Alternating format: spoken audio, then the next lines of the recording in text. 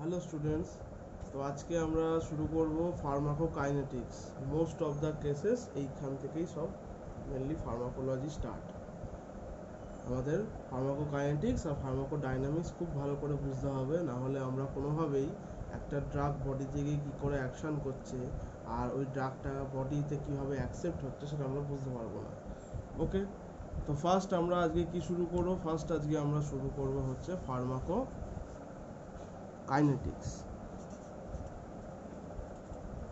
Pharmacokinetics pharmacodynamics মানে হচ্ছে drug body থেকে কি করে অ্যাকশন করছে, আর ফার্মাকোকাইনেটিক্স মানে হচ্ছে বডি ড্রাগটার সঙ্গে কি এফেক্ট শো করছে। তার মানে বোঝা গেল ভালো করে। ডাইনামিক্স মানে হচ্ছে ডি আগে আসছে, ডি মানে কি ড্রাগ বডিতে কি এফেক্ট দেখাচ্ছে আর বডি ড্রাগটায় কি করে অ্যাকসেপ্ট করছে, তারপরে বিভিন্ন জায়গায় ডিস্ট্রিবিউট হয়ে যে রিসেপ্টরে বাইন্ডিং হচ্ছে, কাজ হচ্ছে, কি করে কাজ করছে, পুরো এটা হচ্ছে ফার্মাকোকাইনেটিক্স। এটা ভালো করে মনে রাখতে হবে। ফার্মাকোকাইনেটিক্সের মনে রাখবে যে চারটে ভিত। ফার্মাকোকাইনেটিক্স পড়তে গেলে আমাদের মনে রাখতে হবে চারটে ভিত আছে। একটা হচ্ছে এ ডি এম ই। এডিএমই মানে অ্যাবজর্পশন, ডিস্ট্রিবিউশন, মেটাবলিজম আর আমাদের এক্সক্রিশন। এই চারটে জিনিস খুব ভালো করে মনে রাখবে। এই চারটের ওপর ডিপেন্ড করেই আমাদের এডিএমই ফার্মাকোকাইনেটিক্স পুরোপুরি চলে। তাহলে আমার মনে রাখতে হবে অ্যাবজর্পশন অফ ড্রাগ। ফার্স্ট যদি আমরা এই পার্টটা পড়ি তাহলে কি পড়বো? তাহলে আমাদের পড়তে হবে সবার আগে যে একটা ড্রাগ বডিতে কি করে অ্যাবজর্ব হচ্ছে। তাহলে আমরা কি হেডিং দেবো? এখানে আমরা হেডিং দিই অ্যাবজর্পশন অফ ড্রাগ। তাহলে অ্যাবজর্পশন অফ ড্রাগ যদি আমরা নাম দিই তাহলে আমরা এখান থেকেই বুঝতে পারছি যে কোনো কিছু একটা অ্যাবজর্ব হবে। কি অ্যাবজর্ব হবে? যদি আমরা কোনো ট্যাবলেট নিই, অর ক্যাপসুল নিই, অর কোনো লিকুইড ডোসেজ ফর্ম নিই, যেগুলো ওরাল, ঠিক আছে, এগুলো কি ওরাল, যদি কোনো হচ্ছে আমরা কোনো কিছু মেডিকেশন নিই তখন কি হবে? ওরাল মেডিকেশনটা মানে হচ্ছে আমাদের ড্রাগটা কি হবে? রুট চুজ করবে, মানে রুট যাচ্ছে আমাদের ওরাল রুটের মাধ্যমে যাচ্ছে। ওরাল রুটের মাধ্যমে গিয়ে আমাদের কি হচ্ছে? অ্যাবজর্পশন হচ্ছে। কোথায়? সিস্টেমিক সার্কুলেশন, ঠিক আছে। তারপরে অ্যাকশন দেখাচ্ছে। এই হচ্ছে আমাদের মেন গল্প, কিন্তু এর মধ্যেও আরো গল্প আছে। তাহলে আমাদের কি হচ্ছে, আমরা ধরো আমরা এই জিনিসটাকে যদি খুব ভালো করে ভেঙে লিখি, কেমন করে লিখতে পারবো? আমরা ওরাল ফর্মে কোনো একটা ড্রাগ খাচ্ছি, খুব ভালো করে বোঝো। এই ড্রাগটা যখন আমরা খাচ্ছি, কোনো ট্যাবলেট, ক্যাপসুল, লিকুইড, আমাদের ফার্স্ট কোথায় নিচ্ছি? আমরা মুখে নিচ্ছি। আমরা ক্যাপসুল ফর্মে মুখে নিচ্ছি, ট্যাবলেট ফর্মে মুখে নিচ্ছি, নাহলে লিকুইড ফর্মে নিচ্ছি। লিকুইড ফর্ম, এবার যখন এই তিনটে ফর্মে ওরাল রুটের মাধ্যমে নিচ্ছি, তারপরে কি হচ্ছে? ওটা আমাদের মাউথ থেকে শুরু করে, ইসোফ্যাগাস থেকে শুরু করে, তারপরে আস্তে আস্তে পেরিস্টালটিক মুভমেন্ট হয়ে আমাদের স্টমাকে আসছে। স্টমাক, এই যে পোর্শনটা আমরা জানি, স্টমাক আর হচ্ছে ইন্টেস্টাইন,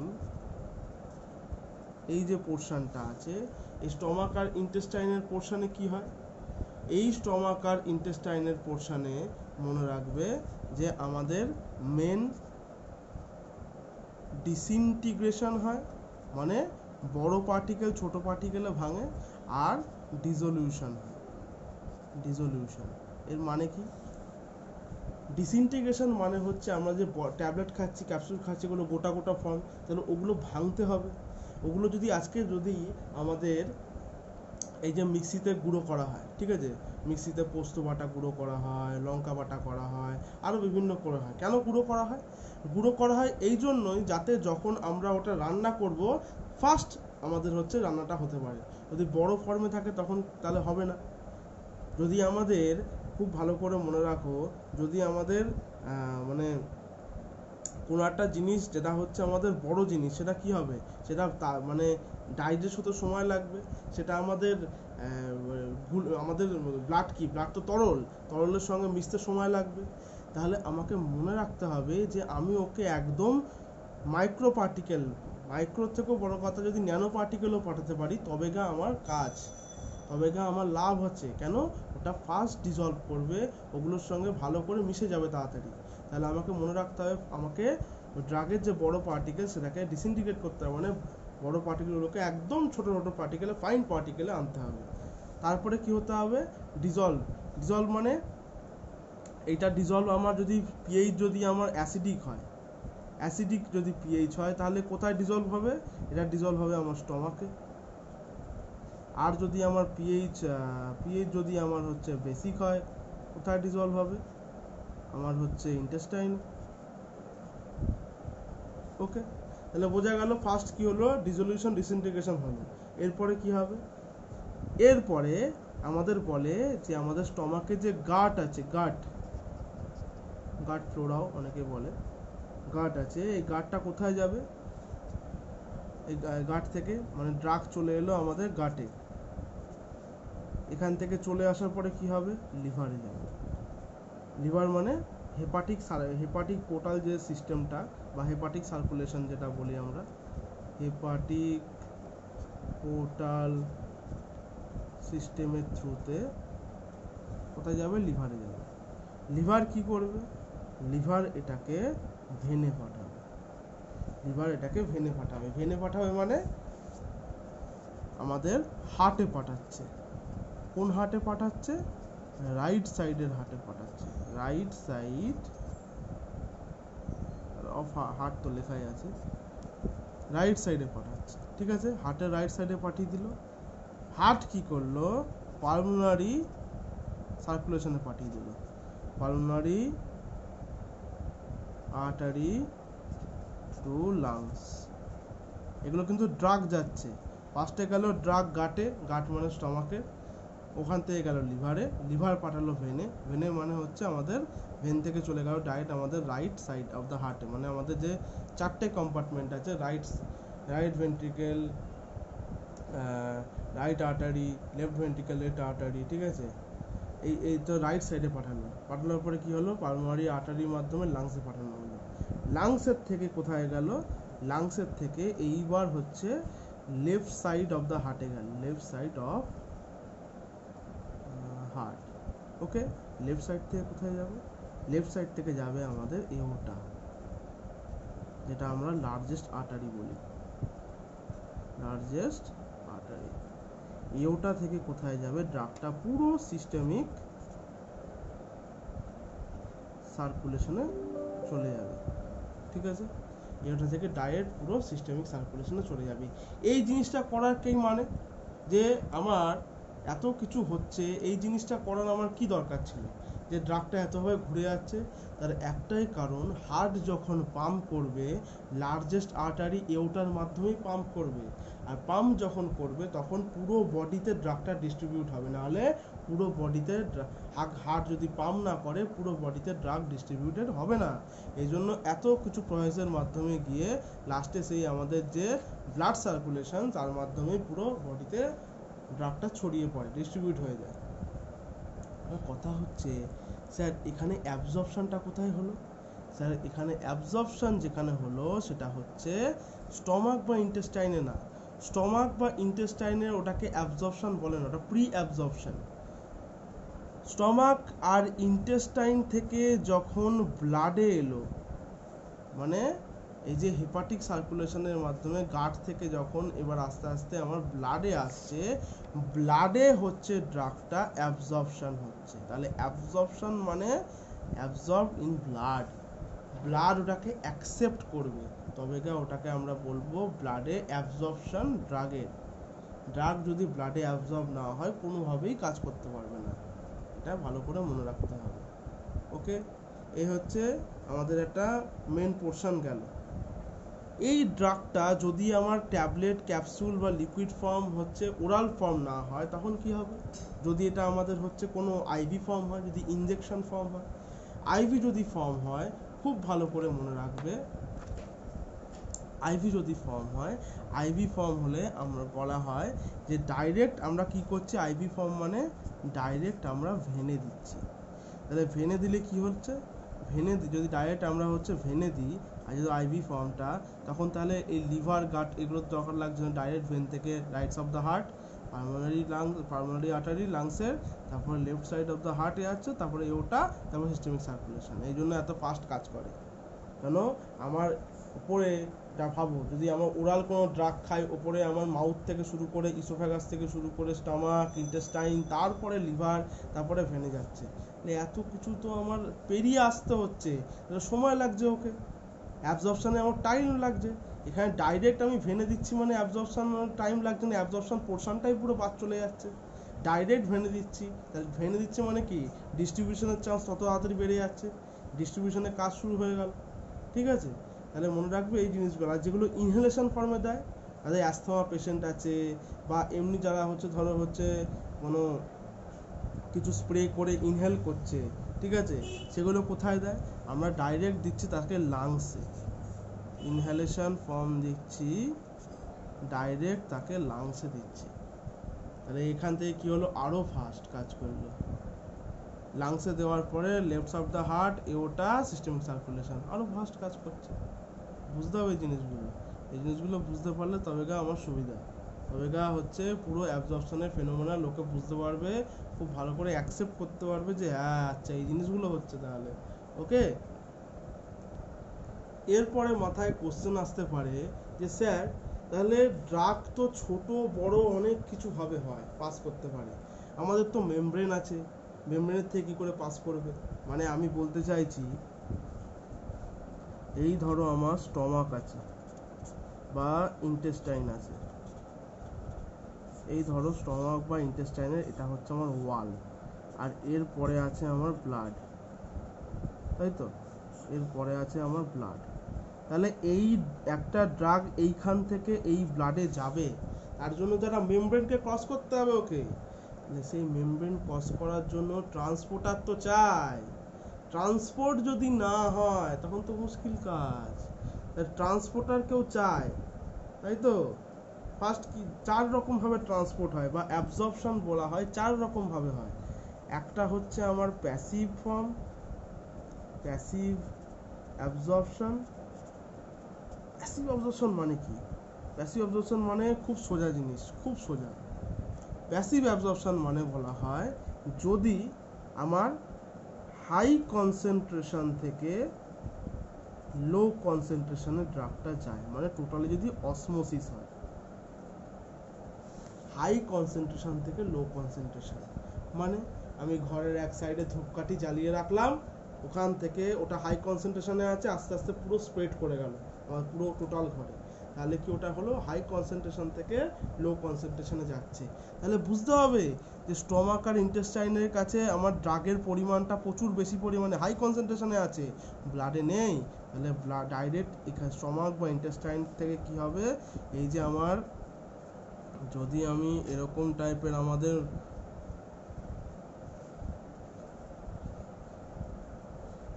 আঁকি, ঠিক আছে, মেমব্রেন একটু আঁকা খারাপ, কি করা যাবে বলো, এরকম করে যদি আঁকি তাহলে কি হবে, এই যে হাই কনসেন্ট্রেশন মানে এখানে আমি দেখাচ্ছি, এইখানটায় ধরো এইটা হচ্ছে আমার কি আছে, এটা হচ্ছে আমার সেল মেমব্রেন, এইখানে আমার কি আছে, এইখানে আছে আমার স্টমাক, ইন্টেস্টাইন, এখানে আছে আমার ব্লাড। ওকে, কি করে পাস করবে? পাস করবে এখান থেকে হাই কনসেন্ট্রেশন থেকে লো কনসেন্ট্রেশনে ডাইরেক্ট, কোনো রকম কোনো ট্রান্সপোর্টারের দরকার হলো না, এখানে মেমব্রেনই নিজস্ব ট্রান্সপোর্ট তৈরি করে দিল। কেন? আমার হাই কনসেন্ট্রেশন এক সাইডে আছে, আমাকে লো কনসেন্ট্রেশনে আনতে হবে জিনিসটাকে, অসমোসিস করতে হবে, তাই তো? আমাকে অসমোসিস করতে হবে, অবভিয়াসলি অসমোসিস করতে হবে, তবে আমার কি হবে? প্যাসিভ হবে। প্যাসিভ হচ্ছে, এখানে কোনো এনার্জি আমার দরকার পড়ছে না, কোনো রকম এটিপি আমার খরচা হচ্ছে না, তাহলে এখানে ডাইরেক্ট কি হচ্ছে? মেমব্রেনই ট্রান্সপোর্ট করে দিচ্ছে ড্রাগটাকে আমাদের সেল মেমব্রেনের মধ্যে দিয়ে ব্লাডে। ওকে, এরপরে চলে আসি, এরপরে হচ্ছে আমাদের অ্যাক্টিভ ট্রান্সপোর্ট। এরপরে আমাদের হচ্ছে অ্যাক্টিভ ট্রান্সপোর্ট বা অ্যাক্টিভ অ্যাবজর্পশন, ঠিক আছে? অ্যাক্টিভ অ্যাবজর্পশন বা অ্যাক্টিভ ট্রান্সপোর্টও বলা যেতে পারে।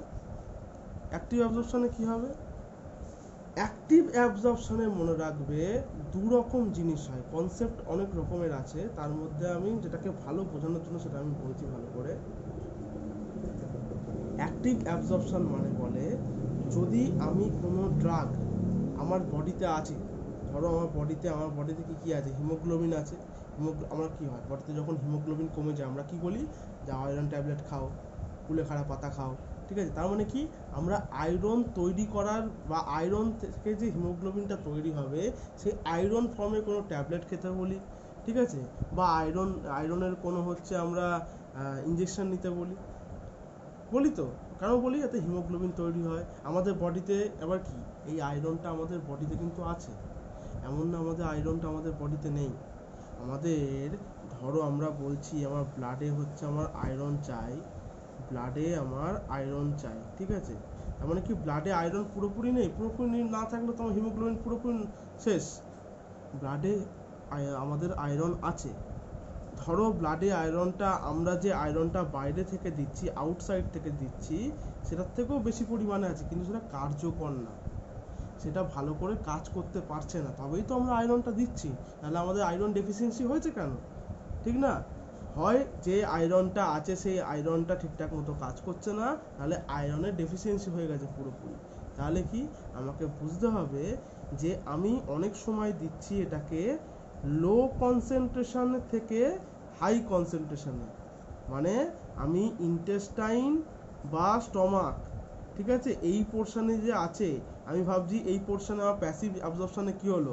হাই থেকে লোতে দিয়েছি। ধরো এখানে আমার আমার ব্লাডে বেশি পরিমাণ হচ্ছে আয়রন আছে, আমার ব্লাডে আয়রনের পরিমাণটা অনেক ধরো বেশি, কিন্তু তাও আমাকে কি করতে হবে? যেহেতু ব্লাডের আয়রনটা কার্যকরী না বা ডেফিসিয়েন্সি হয়ে গেছে, আমাকে এই লো কনসেন্ট্রেশন থেকে ব্লাডে আবার হাই কনসেন্ট্রেশন পাঠাতে হবে। তাহলে কি অসমোসিস হবে না, ওখানে কি লাগবে? এনার্জি ট্রান্সপোর্ট লাগবে, মানে এটিপিকে খরচা করাতে হবে, এটিপিকে এডিপি ফর্মে আনতে হবে, মানে এনার্জি ট্রান্সপোর্ট করাতে হবে, ঠিক আছে? মানে হাইড্রোলিসিস করাতে হবে, তবে আমার কি হবে? তবে আমার হচ্ছে এই লো কনসেন্ট্রেশন থেকে হাই কনসেন্ট্রেশনে একটা ড্রাগ ফ্লো করবে, সেটা আয়রন হতে পারে, ভিটামিন হতে পারে, বিভিন্ন রকমের মিনারেলস হতে পারে, ঠিক আছে? এগুলো হতে পারে। আর কি মনে রাখবে? আর একটা জিনিস মনে রাখবে, সবসময় যে আমার হচ্ছে লো কনসেন্ট্রেশনই আছে এখানে এমন না। মানে ধরো আমি বাইরে থেকে খাচ্ছি, আমি ভাবছি আমার ব্লাডে তো অলরেডি আয়রন আছে, ব্লাডে তো অলরেডি আমার মিনারেলস আছে, ব্লাডে তো অলরেডি আমার ভিটামিনস আছে, এটা ভেবে রাখবে না। অনেক সময় কি অবস্থা হয়? অনেক সময় এই ভিটামিন, মিনারেলস, আয়রন এই হচ্ছে অসমোসিসের মাধ্যমে, মানে প্যাসিভের মাধ্যমে পাস করতে পারে না, অসুবিধা হয়, প্রচণ্ড অসুবিধা হয়। কেন? অনেক সময় বড় পার্টিকেল থাকে, অনেক সময় পার্টিকেল সাইজে প্রবলেম চলে আসে, তাহলে আমাকে কী করতে হবে? সে জায়গায় আমার এনার্জি লাগবে, সে জায়গায় আমাকে এটিপিকে আনতে হবে, এনার্জি ট্রান্সপোর্ট করাতে হবে, সেই জন্য আমার অ্যাক্টিভ অ্যাবজর্পশন বা অ্যাক্টিভ ট্রান্সপোর্ট হয়। খুব ভালো করে এই জিনিসগুলো মনে রাখবে। ওকে, আর একটা কি জানো ভালো করে? অ্যাডিনোসিন ট্রাইফসফেট থেকে অ্যাডিনোসিন ডাইফসফেট, মানে একটা ফসফেটের ব্রেকডাউন হচ্ছে, এটা ভালো করে মনে রাখবে। ওকে, এই জিনিসটা খুব ভালো করে মনে রাখবে। আর কি আছে? অ্যাক্টিভ, এই যে একটা গেলো প্যাসিভ, একটা গেলো অ্যাক্টিভ, আর হচ্ছে আমার ফ্যাসিলিটেটেড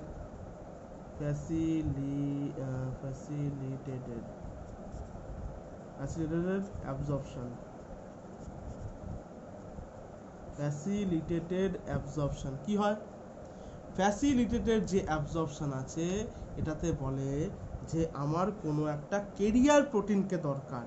ক্যারিয়ার প্রোটিন মানে এই যে আমি দেখতে পাচ্ছি এরকম ধরো আছে,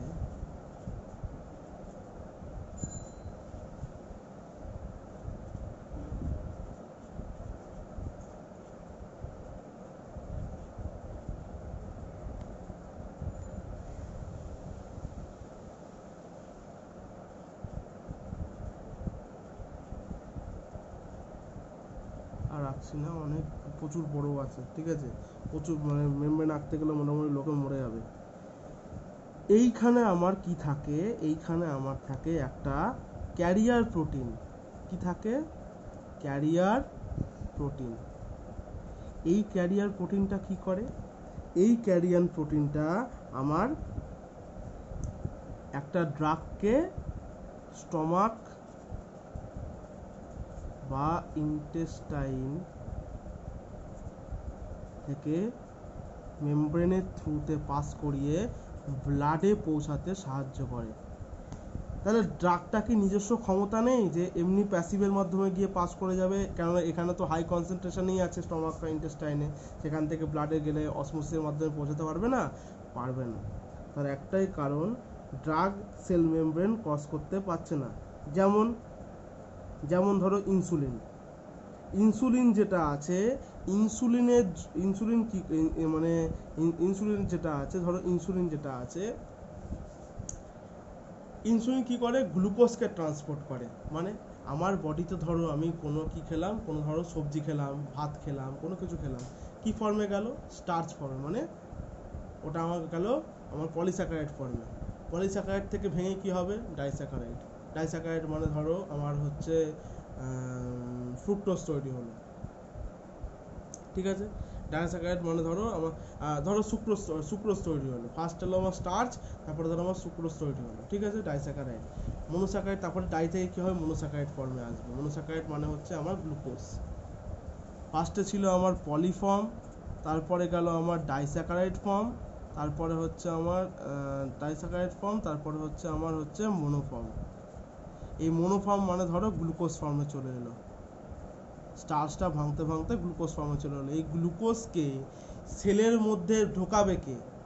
এই গ্লুকোজটাকে সেলের মধ্যে ঢোকাতে হবে তো, তবে তারা গ্লুকোজ গিয়ে ওখানে গ্লাইকোলাইসিস করতে পারবে, ক্রেবস সাইকেল চালাতে পারবে, এনার্জি ট্রান্সপোর্ট চেন চালাতে পারবে, ঠিক আছে, তবে তো হবে সেল, তো তারপরে তো কাজ করতে পারবে। তাহলে এই গ্লুকোজকে ট্রান্সপোর্ট করতে গেলে দরকার আমার ইনসুলিন। ইনসুলিনের রিসেপ্টার আছে, ইনসুলিনের রিসেপ্টারে গ্লুকোজ বসবে, তবে এই গ্লুকোজটা ট্রান্সপোর্ট হয়ে প্রত্যেকটা সেলে যাবে। এটা খুব ভালো করে মনে রাখো। তাহলে ইনসুলিন এখানে হচ্ছে আমার ফেসিলিট করছে অ্যাবজর্পশনটাকে, মানে সেলে যাতে আমার পুরো গ্লুকোজটা অ্যাবজর্ব হয়। ওকে, এটাকে বলে এই জন্য ফেসিলিটেটেড অ্যাবজর্পশন। তো এইরকম টাইপেরই জিনিস হয় যখন আমরা ফেসিলিটেড অ্যাবজর্পশন আমরা করছি, এইখানেও সেম জিনিস হচ্ছে। ওকে, আর কি আছে? আর আছে আমাদের হচ্ছে পিনকোসাইটোসিস। আর আছে আমাদের পিনকোসাইটোসিস বলে, সাইটোসিস কালিটা গেছে। আচ্ছা, পিনকোসাইটোসিস কি জিনিস? পিনকোসাইটোসিস জিনিস খুব ভালো করে মনে রাখবে। আমাদের ধরো এরকম যে আমরা এক্ষুনি যে সেল মেমব্রেন আঁকছিলাম,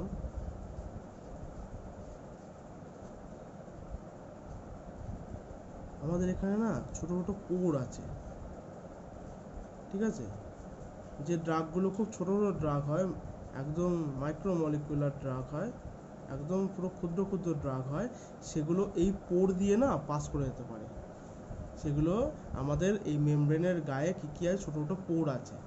যেমন পোর দিয়ে হচ্ছে ওয়াটার মলিকিউল পাস করে যায়, ঠিক আছে, সেরকম ছোটো ছোটো পোর আছে যেখান দিয়ে আমার ড্রাগ পাস করতে পারে স্টমাক বা ইন্টেস্টাইন থেকে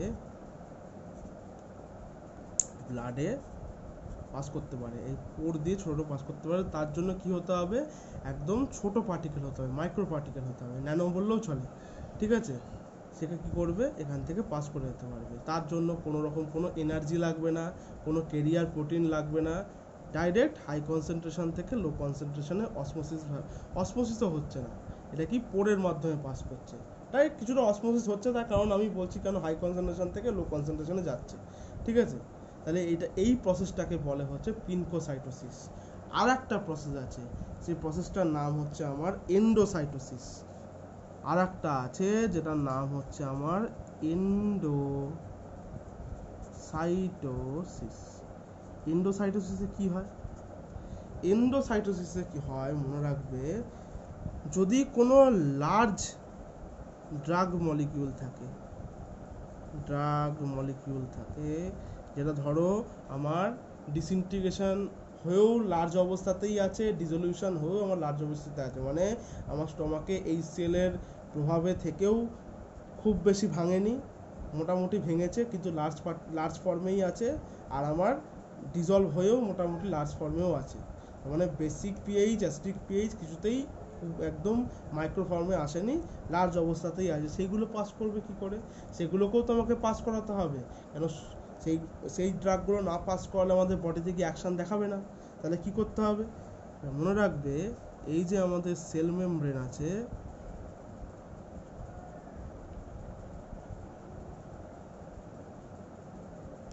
আর এই ধরো আমার হচ্ছে ড্রাগটা আছে, ঠিক আছে। সেল মেমব্রেন কি করে? সেল মেমব্রেন এই ড্রাগটাকে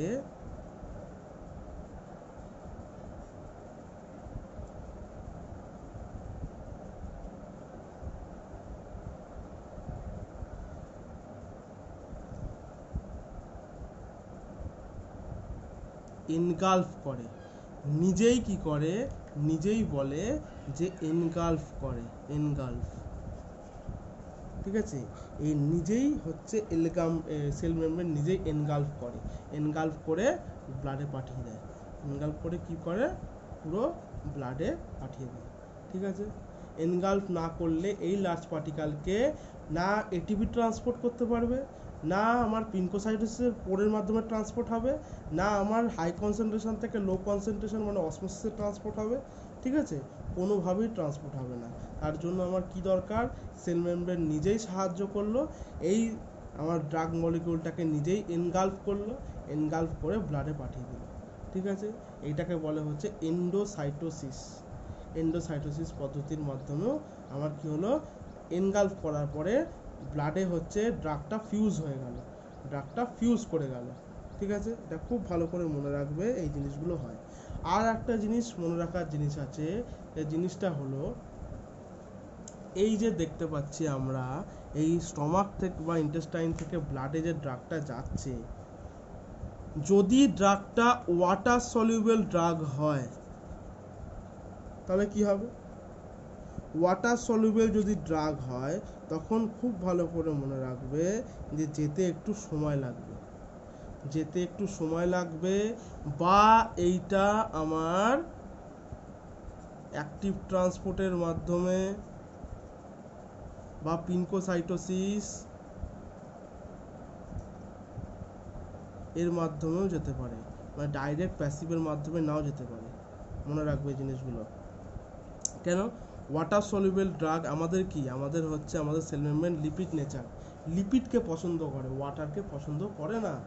তাহলে এই ওয়াটার সলিউবল যদি ড্রাগ হয় তাহলে তাকে অনেক সময় এনার্জি দরকার পড়ে, অনেক সময় হচ্ছে পোর দিয়ে, এই যে পোর আছে এই পোরের মাধ্যমে পাস করাতে পারে পিনকোসাইটোসিস হয়ে, ঠিক আছে। আর যদি লিপিড সলিউবল ড্রাগ হয়, আর যদি আমার লিপিড সলিউবল ড্রাগ হয় তাহলে ডাইরেক্ট এই হাই কনসেন্ট্রেশন থেকে পুরো লো কনসেন্ট্রেশনে চলে যাবে ডাইরেক্ট, কোনো কিচ্ছু কেরিয়ার দরকার নেই, কোনো এটিপি দরকার নেই, কোনো রকম কোনো এনগালফমেন্ট দরকার নেই সেলের, কারণ এটা লিপিড সলিউবল, আর লিপিড সলিউবল ড্রাগ সেল খুব পছন্দ করে, কারণ সেল নিজেই লিপিড নেচারের, তাই তো। ওকে চলো, বাই বাই আজকের মতো, টাটা। আচ্ছা, বাই বাই বলার আগে কিছু কিছু জিনিস আর একটু কিছু জিনিস বলে দিই, কয়েকটা জিনিস আমি বলে দিই, এর পরের দিন আমরা শুরু করব যে আমাদের অ্যাবজর্পশানে কোন কোন ফ্যাক্টরসগুলো দায়ী, যেগুলো অ্যাবজর্পশানকে ইনফ্লুয়েন্স করে, প্রভাবিত করে, যার জন্য অ্যাবজর্পশান হওয়ার কমবে বাড়বে, রেট বাড়বে কমবে অ্যাবজর্পশানের, এগুলো পরের দিন পড়ব। আজকে জেনে নিই যে একটা ড্রাগ অ্যাবজর্পশনের টাইমে কি কি অবস্থায় মানে থাকে বা হাই কনসেন্ট্রেশন লো কনসেন্ট্রেশন এগুলো জেনে নিই। যদি আমি এরকম একটা গ্রাফ আঁকি আর এইখানে ধরো আমি লিখে দিলাম টাইম আর এখানে আমি লিখে দিলাম কনসেন্ট্রেশন অফ ড্রাগ, ঠিক আছে, কি হবে খুব ভালো করে মনে রাখো, যদি আমার ড্রাগটা যদি আমি ওরাল রুটে খাই, ওরাল রুটে খেলে কি হবে, ওরাল রুটে খাচ্ছি মানে ড্রাগটার অ্যাবজর্পশনে টাইম লাগছে, ডিস্ট্রিবিউশনের টাইম লাগছে, মেটাবলিজমের টাইম লাগছে, এক্সক্রিশনের টাইম লাগছে, মানে ড্রাগটা ফাস্ট অ্যাবজর্ব হচ্ছে না, ড্রাগটা কি হচ্ছে এরকম যাচ্ছে, স্লো কাজ করছে, স্লো, ঠিক আছে। এটা হচ্ছে যদি আমি ওরাল রুটে খাই, ওরাল রুটে যদি আমি খাই। আর যদি আমি হচ্ছে ধরো আইভি ইঞ্জেকশন নিই ভেনে ডাইরেক্ট, তখন একটু ভালো কাজ করবে।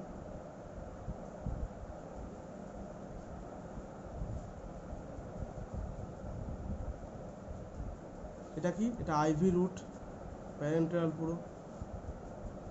আর যদি আমি হচ্ছে ইনহেলেশন নিই তখন কি হবে, আরো ফাস্ট কাজ করবে।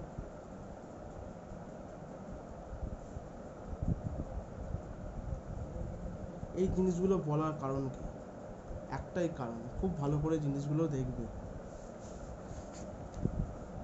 আমার এই যে দেখতে পাচ্ছি এই যে হাই কনসেন্ট্রেশন, এই যে হাই কনসেন্ট্রেশন, এই যে হাই কনসেন্ট্রেশন মানে যখন আমার পিক লেভেলে হচ্ছে কনসেন্ট্রেশন দেখাচ্ছে, একদম পিকে, একদম পিক লেভেলে কনসেন্ট্রেশন, ওটাকে বলে হচ্ছে highest concentration of the drug, highest concentration of a drug.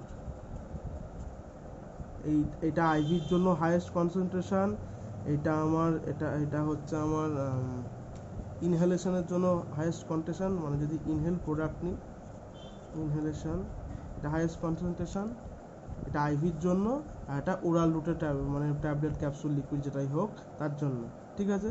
এটা কি highest concentration of a drug. এই highest concentration of a drug যখন বডিতে শো করে, যখন বডিতে highest concentration of the drug রিসেপ্টারে থাকে, বা তখন আমরা হাইয়েস্ট কনসেন্ট্রেশনটা পুরো বডিতে পুরো মানে পুরোটা অ্যাবজর্ব হয়ে ডিস্ট্রিবিউটেড হয়ে যায়, তখন তাকে বলা হয় হচ্ছে সি ম্যাক্স। কেন, ম্যাক্সিমাম কনসেন্ট্রেশন ড্রাগ এবার বডিতে অ্যাভেলেবেল আছে, ম্যাক্সিমাম কনসেন্ট্রেশন, সি ম্যাক্স মানে C for concentration, max for maximum, তাহলে ম্যাক্সিমাম কনসেন্ট্রেশন ড্রাগ আমার বডিতে এখন অ্যাভেলেবেল আছে। তাহলে ম্যাক্সিমাম কনসেন্ট্রেশন ড্রাগ যদি আমার বডিতে অ্যাভেলেবেল থাকে কি হবে, থেরাপিউটিক অ্যাক্টিভিটি শো করবে।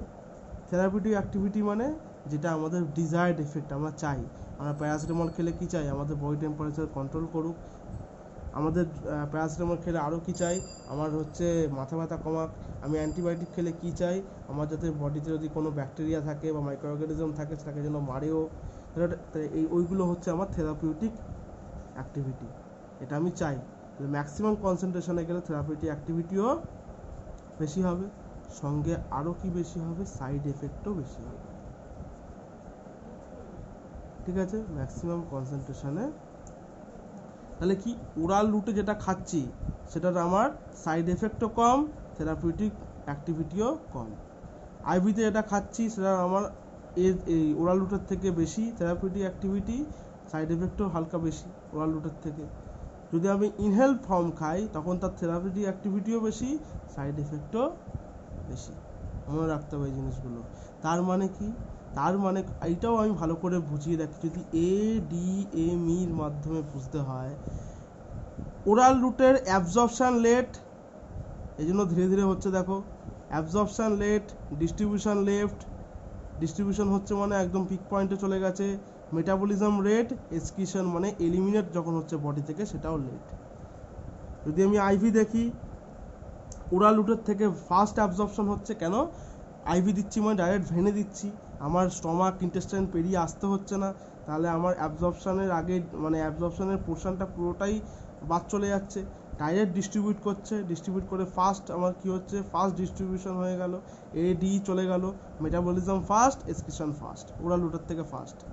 এবার কি আমি ভেনেও দিচ্ছি না, ডাইরেক্ট আমি লাংসে দিচ্ছি, লাংস থেকে হার্টে যাবে, হার্ট থেকে এওটার মাধ্যমে পুরো সার্কুলেশনে ছড়িয়ে দেবে ড্রাগটা, ইনহেলেশনের মাধ্যমে দিচ্ছি, আরও ফাস্ট আমার